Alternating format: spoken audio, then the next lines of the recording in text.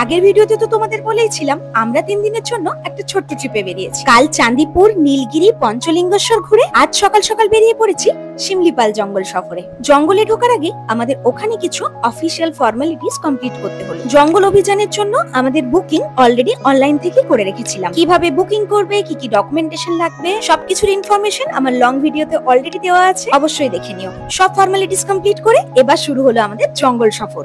দারুণ একটা রোমাঞ্চকর অভিজ্ঞতা। কিছুটা জঙ্গলের রাস্তা দিয়ে এগোতে আমাদের প্রথম দেখা হয়ে গেল বন ময়ূরের সাথে। জঙ্গলের রাস্তা দিয়ে হাঁটতে হাঁটতে গাড়ির আওয়াজ পেয়ে দুম করে ছুটে চলে গেল জঙ্গলের ভেতরে।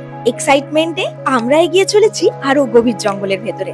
যত জঙ্গলের গভীরের ভেতরে যাই রাস্তা ততই খারাপ হতে থাকে। আমাদের গাইড বলেই দিয়েছিলেন জঙ্গলের ভেতরে 5 কিলোমিটার ঢোকার পর ফোনের নেটওয়ার্ক পুরোপুরি চলে যাবে। প্রায় 2-2.5 ঘন্টা ড্রাইভ করার পরে মাঝে একটা ছোট্ট হল্ট নিয়েছিলাম। গাড়ির ভেতরে বসে যতটা না এক্সাইটেড লাগছিল, বাইরে বেরিয়ে দু চোখ ভরে এই প্রকৃতির সৌন্দর্যকে দেখে মুগ্ধ হয়ে গেছিলাম আমরা সবাই। গাইডের ইনস্ট্রাকশন অনুযায়ী জঙ্গলের এই কোর এরিয়ার মধ্যে বেশিক্ষণ বাইরে থাকা যাবে না। অগত্যা গাড়ি ঘুরিয়ে বেরিয়ে পড়লাম। জঙ্গল খানিকটা পেরোতেই চোখে পড়লো আদিবাসী গ্রাম। আর এখন চলে এসেছি আমাদের প্রথম ডেস্টিনেশন জোরান্ডা ওয়াটারফলস দেখতে। জঙ্গলের ভেতরে যেন এক নৈসর্গিক সৌন্দর্য, চারিদিকে পাহাড়, সাথে ওয়াটারফলস। দারুণ এই সৌন্দর্যকে দু চোখ ভরে উপভোগ করে এবার আমরা বেরিয়ে পড়লাম। দুপুরে লাঞ্চের জন্য চলে এসেছি জঙ্গলের ভেতরেই এই গভর্নমেন্ট ক্যান্টিনে।